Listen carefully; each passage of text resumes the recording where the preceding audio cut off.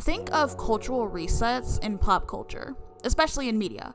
If you're in Western countries, you could probably think of Game of Thrones, The Sopranos, and Breaking Bad for how they helped shape the second golden age of television. You could think of shows like The Last Airbender, Gravity Falls, and Steven Universe, and how they helped show networks that, yes, kids can handle more mature themes in their shows, so don't insult their intelligence. You could think of how Resident Evil 4 helped bring about the era of video games acting like other color palettes don't exist. When it comes to the world of Japanese comics, anyone that tells you that JoJo's Bizarre Adventure was not a cultural reset either isn't familiar with the relevance of the series, especially in Japan, or they're just a freaking hater.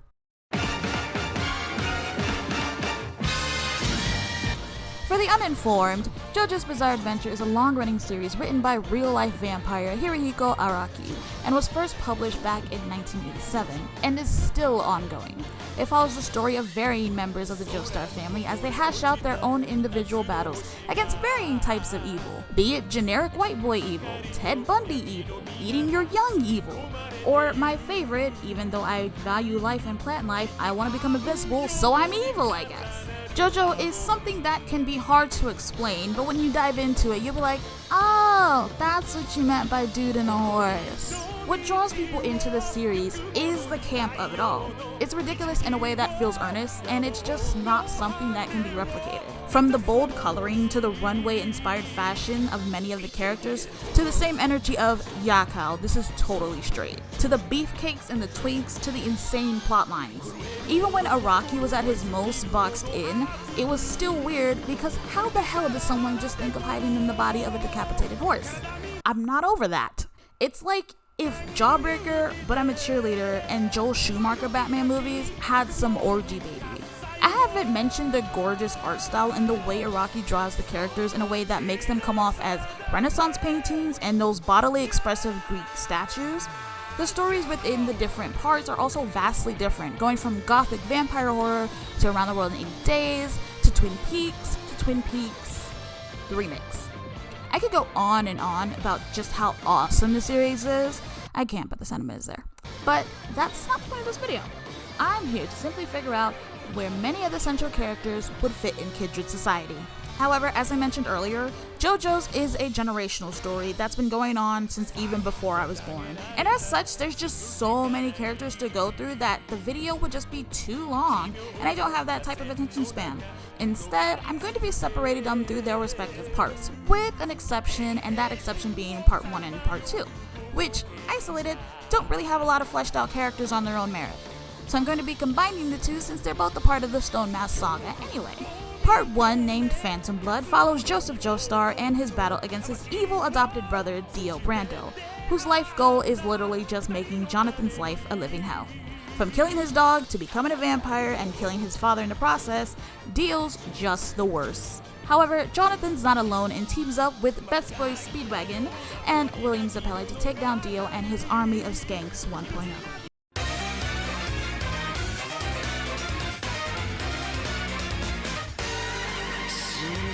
Part 2, named Battle Tennessee, follows Jonathan's grandson, Joseph Joestar, as he battles against the Pillar Men, the creators of the same stone mask Dio used to become a vampire. The Pillar Men want the stone mask, but also the red stone of Aja, so they can become perfect beings, and you can't really have stuff like this running around, so Joseph, alongside the grandson of William Zappelli, Caesar, and their mentor Lisa, face these ancient beings. I should also mention that the Nazis are allies in this, so yeah.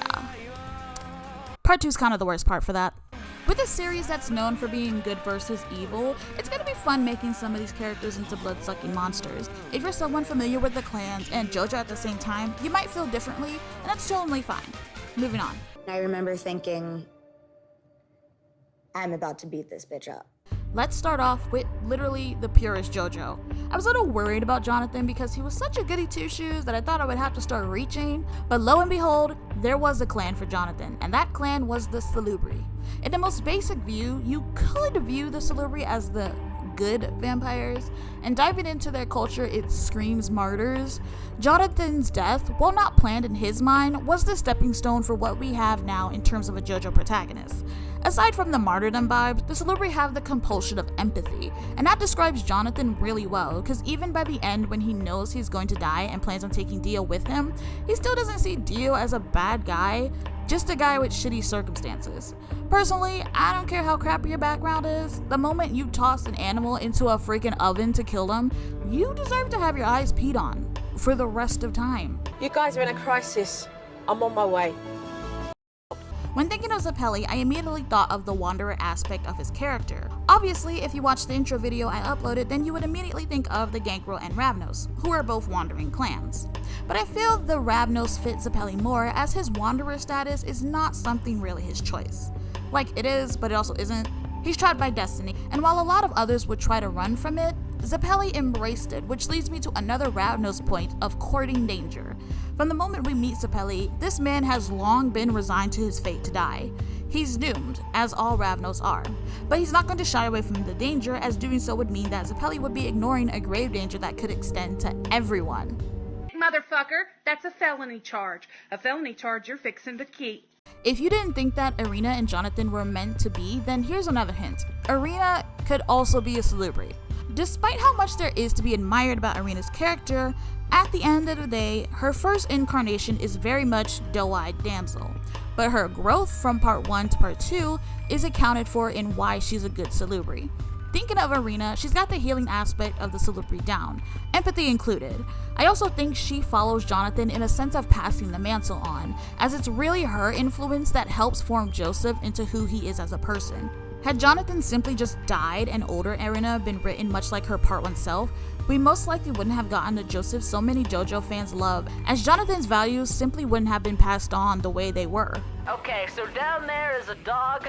I have an affinity for killing dogs, so I need you to go and bring him to me, Sly. For Dio, I'm going to be referring to his entire character, not just how he is in part 1, and it could be easy to cast him off into Clan Ventrue.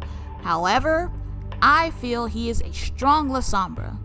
Dio has shown promise since he was a kid, but since he was poor, I doubt the Ventrue would even look his way in terms of embracing him. They might, but not as fast as the Lasombra would, as Dio's financial status gave him an edge and a drive to make his situation better. When you add in his ruthless nature, he's perfect for the Clan of the Night. This is even apparent in how other characters view Dio, especially in part 3. Yeah, spoiler warning, Dio's back in part 3. Don't worry about it. Don't worry about it! He's talked about with reverence and fear, much like the Lasombra are in Kindred Society. Like, he's such a perfect fit, it drives me mad. That being said, the IPing thing, still on the table. It was all a lie.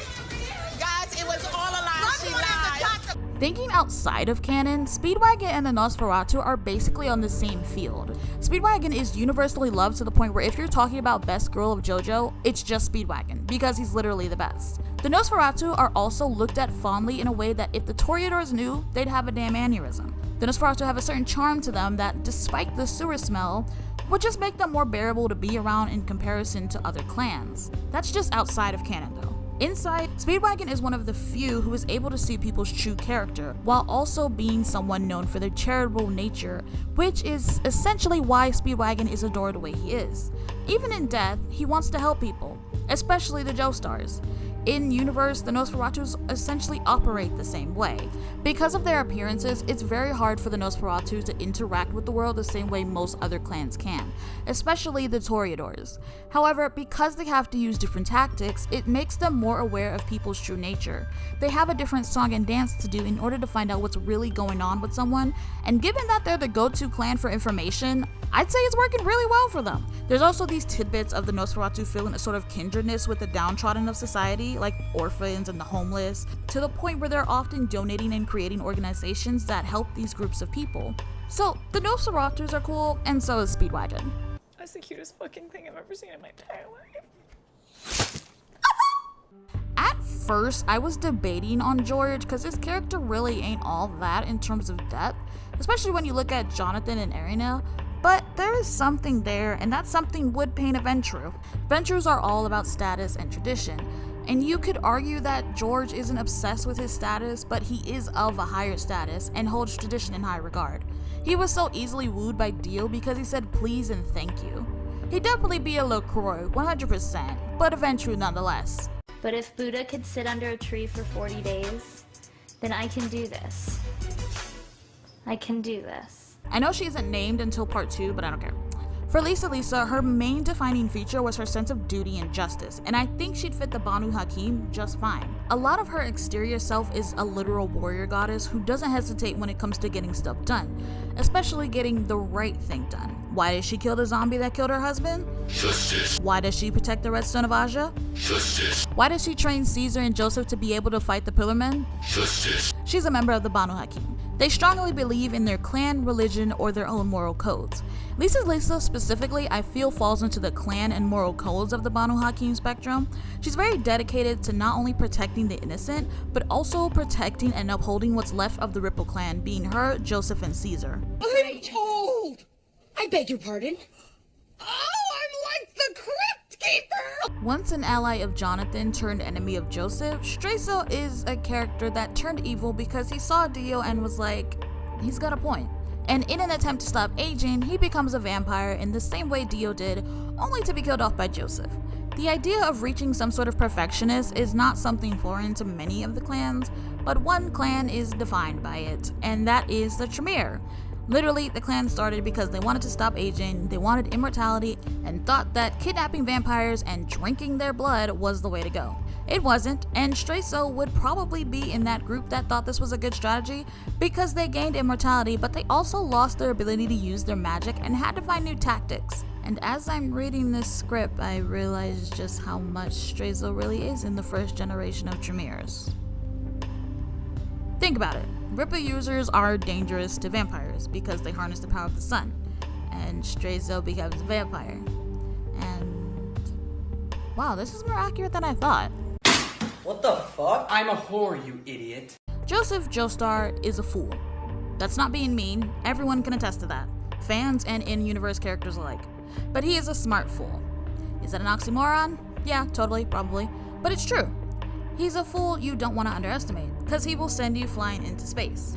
I think Ravnos fits Joseph perfectly. This is another fit that's just too good. Every battle and adventure Joseph goes on has him knocking on heaven's door, and at one point heaven answers and he's like ding dong ditch and comes back to life. Trickery and deceit are his main battle strategies. The only thing I feel people would have an issue with is the doomed part, because anyone who's watched or read JoJo's knows that Joseph is far from doomed. He's honestly pretty lucky. Somebody lied to her several times and told her that she was fly, hot, and sexy and beautiful, and she's nothing like that. She's nothing of the sort. Like I said in my introduction video, Toreadors are all about the aesthetic, and that fits Caesar to a T. His aesthetic? Bubbles and seducing women. Whatever Caesar does, he loves adding his own flair. You could argue that he is a Brujah considering his short-tempered nature and his constant need to start trouble. However, I just don't think that's what he's remembered for. The culmination of his character comes off as more petty rather than simply being a shit-starter like Joseph. Plus, if some Toreador came across him, they'd definitely embrace him before a Brujah did. Joke's on you, I'm into that shit! As I mentioned with Straiso, Tremeres have a thing for perfection. It's actually their compulsion. Kars is 100%, without a doubt, a Tremere. He literally created the stone mask so that he could become a perfect being, and when his fellow Pillar Men said, nah, he said, bet, and killed them all to do it anyway. Tremeres tend to have no moral code and can easily disregard their fellow Tremere if they're getting in the way of whatever goal they have in mind. Even the few Pillar Men Kars leaves alive don't matter in the long run to Kars, and they're merely tools for an end. To the most basic Tremere, anyone and anything can be used to achieve your goals, and it's the smart thing to use them how you see fit. In the long run though, this is always proven to be hazardous. Astronomically hazardous. Get it? Astronaut. Space. Sit down. Listen, I am not nice, I am not kind, and I am not wonderful. While all the Pillar Men generally disregard humans as inferior, this sentiment is strong in AC/DC.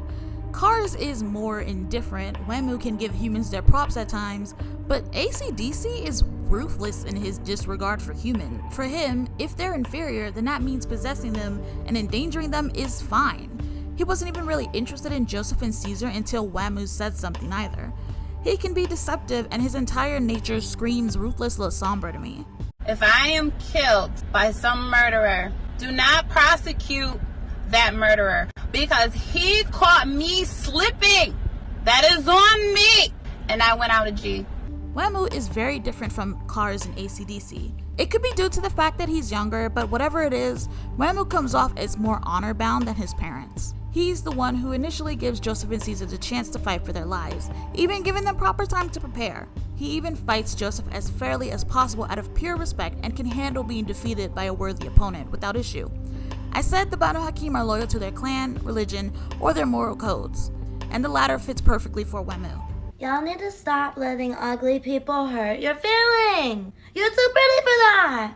Who gives a fuck if it's hard for you to count to 4? Even though we don't really spend a lot of time with Suzy and her character, what little we get of her screams Toreador.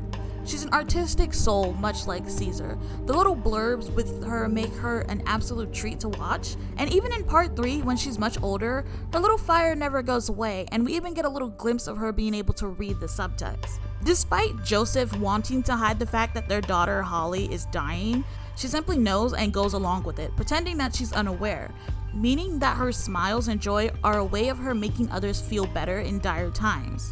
Toreador haters can say what they will, but the Clan of the Rose are well skilled at reading others, especially in social settings, and that definitely applies to Suzy Q Joestar. If you're watching and wondering if these characters really share names with popular bands, yes they do. There are obviously more characters both in parts 1 and 2, but they're not as fleshed out as the characters featured in this video. I can't promise that part 3 is going to be next simply because I don't want to burn myself out and because I want to keep coming back talking about JoJo's Bizarre Adventure, especially when we start getting to my more favorite parts, like part 4. I hope you enjoyed this first sorting video. I'm already having fun with this while thinking of other series to try this out with.